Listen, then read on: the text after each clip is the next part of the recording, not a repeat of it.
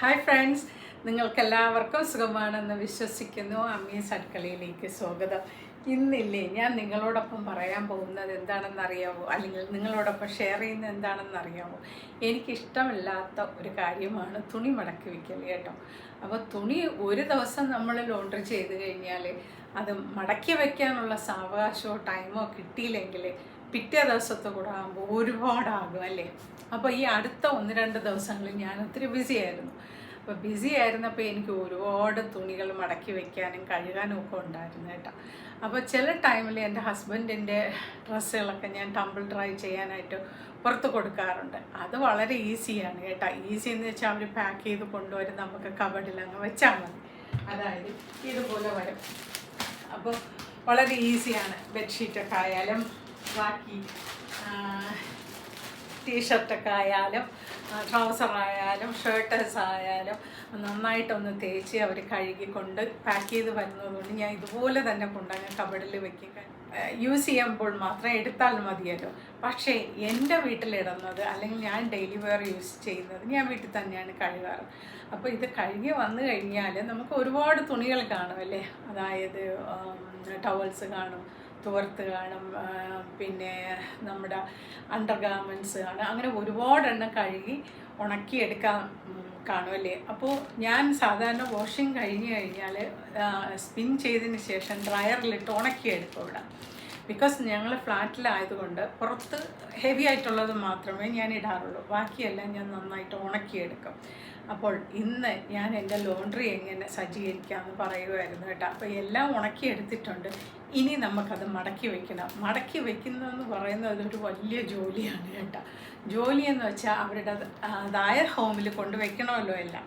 അപ്പോൾ ഞാൻ എങ്ങനെയാണ് ചെയ്യുന്നതെന്ന് നിങ്ങൾക്ക് കാണിച്ചു തരാം കേട്ടോ. പില്ലോ കവേഴ്സ് കേട്ടോ. പില്ലോ കവേഴ്സ് വളരെ ഈസിയാണ് നമുക്ക് മടക്കാനിൽ. എസ്പെഷ്യലി നമ്മൾ വീട്ടിലാണെന്ന് അത് വാഷ് ചെയ്തെടുക്കുന്നെങ്കിൽ ഉണങ്ങിക്കഴിഞ്ഞാൽ ഒന്ന് സ്ട്രെച്ച് ചെയ്യുക ഇതുപോലെ കേട്ടോ. ഇതുപോലെ സ്ട്രെച്ച് ചെയ്തതിന് ശേഷം നമുക്കിതിനെ രണ്ടായിട്ടൊന്ന് മടക്കാം. 2 കോണറും പിടിച്ചൊന്ന് രണ്ടായിട്ട് മടക്കുക. അതിനുശേഷം എന്താ ചെയ്യേണ്ടത്, ഞാനിപ്പോൾ യൂസ് ചെയ്യുന്ന ഒരു പ്ലാറ്റ്ഫോം എന്ന് പറയുന്ന അയണിങ് ബോർഡാണ് കേട്ടോ. ഈ അയണിങ് ബോർഡിൽ വെച്ചാണ് ഞാൻ ഇതിനെ ഒന്ന് ഫ്ലാറ്റ് ആക്കുന്നത്. അപ്പോൾ ഞാൻ എന്താ ചെയ്യുന്നതെന്ന് വെച്ചാൽ ഇതുപോലത്തെ ഒരു അയണിങ് ബോർഡ് എടുക്കും. ഈ അയണിങ് ബോർഡിൽ വെച്ചാണ് മടക്കുന്നത്. അപ്പോൾ ഒരുപാട് തുണികളുള്ളപ്പോൾ ഈ അയണിങ് ബോർഡ് എടുത്ത് വയ്ക്കും ഞാൻ ഇതുപോലെ. അപ്പോൾ ഈ പില്ലോ കവേഴ്സൊക്കെ ഒന്ന് സ്ട്രെച്ച് ചെയ്യണം കേട്ടോ. എന്നിട്ട് ഇതൊന്നും ഞാൻ തേക്കാൻ നിൽക്കാറില്ല, ഞാൻ ഇങ്ങനെ മടക്കിയെടുക്കുകയാണ് പതിവ്. അപ്പോൾ ഈസി ആയില്ലേ. കൈ കൊണ്ടൊന്ന് തേച്ച് കഴിയുമ്പോൾ ഇത് അയൺ ചെയ്തതുപോലെ തന്നെ ഇരിക്കും കേട്ടോ. നിങ്ങളൊന്ന് ട്രൈ ചെയ്ത് നോക്കും. അതുപോലെ തന്നെ ഇത് നമ്മുടെ പിലോയുടെ പുറത്തിടുന്നതാണ് കേട്ടോ.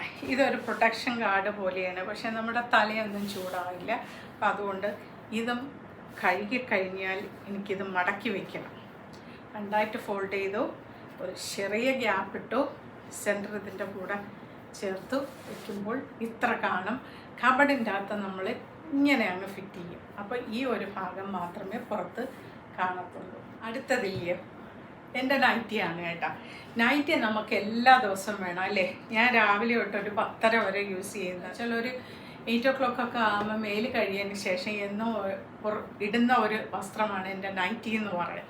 ഇത് രാവിലെ ഒരു 10:30 വരെ ഞാൻ എന്തായാലും നൈറ്റിയിൽ തന്നെ ആയിരിക്കും. അതിനുശേഷം കുളി കഴിഞ്ഞതിന് ശേഷമാണ് മാറാറുള്ളത്.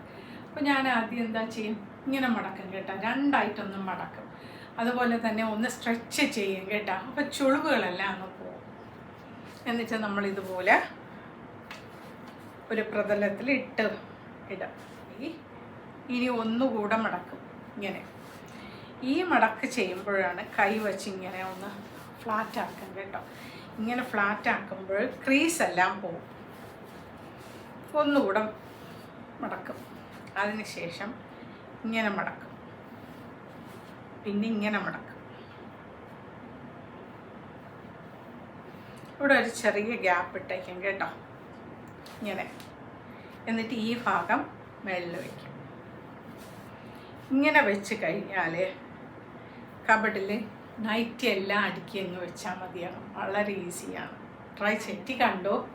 അപ്പം ഇതെൻ്റെ ഡേ ഡ്രസ്സസാണ് കേട്ടോ. ഇത് ഡ്രസ്സാണ് കേട്ടോ. ഈ ഡ്രസ്സ് ഞാൻ എങ്ങനെയാണ് തന്നെയാണ് മടക്കുന്നത്, ഒന്ന് വിടർത്തിയെടുക്കുക, പകുതിയായിട്ട് മടക്കി വയ്ക്കുക.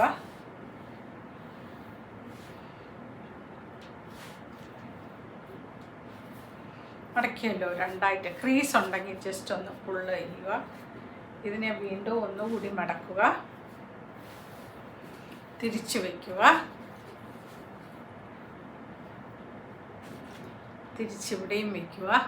അതിനുശേഷം ഇതിനെ ഇങ്ങനെ മടക്കിയെടുക്കുക. കണ്ടോ, വളരെ ഈസിയാണ്. കബഡിലെ സ്പേസും ലാഭിക്കാം, നമുക്കെല്ലാം കാണുകയും ചെയ്യാം. ഇതെൻ്റെ ട്രൗസറാണ് കേട്ടോ. എലാസ്റ്റിക് ഉള്ള ട്രൗസറാണ് ഞാൻ കൂടുതൽ ഉപയോഗിക്കാറ്. അപ്പോൾ ഇത് രണ്ടായിട്ട് മടക്കും. ഇതുപോലെ രണ്ടായിട്ട് മടക്കിയതിന് ശേഷം രണ്ട് കാലും ഇതേപോലെ ഒന്ന് ചേർത്ത് പിടിക്കുക.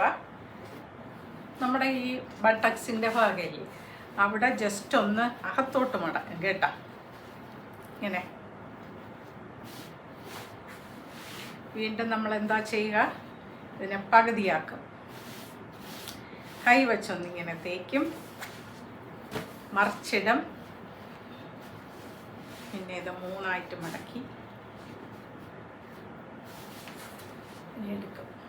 ഇത്രയും കാണുള്ളൂ ഒരു ട്രൗസർ മടക്കി കഴിയുമ്പോൾ. ലേഡീസിൻ്റെ ട്രൗസറാണ്. ഇനി തുണി മടക്കുന്നത് ഒരു വളരെ ഹാർഡ് ജോലിയാണ്. എന്നെ സംബന്ധിച്ചത് വലിയ ജോലിയാണ്. കാര്യമെന്ന് വെച്ചാൽ രണ്ടാൾക്കാരുണ്ടായിരുന്നാലും നമ്മളെങ്ങനെയായാലും ഡെയിലി ഒരു 3 times ക്ലോത്ത് മാറും അല്ലേ, ക്ലോസ് മാറും. അപ്പോൾ ആ സമയത്തെല്ലാം നമുക്ക് കഴുകാനിടണം. കഴുകി കഴിഞ്ഞാലോ വാഷ് ചെയ്ത് ഉണക്കി പിന്നെ ഇതിനെ മടക്കി വയ്ക്കണം.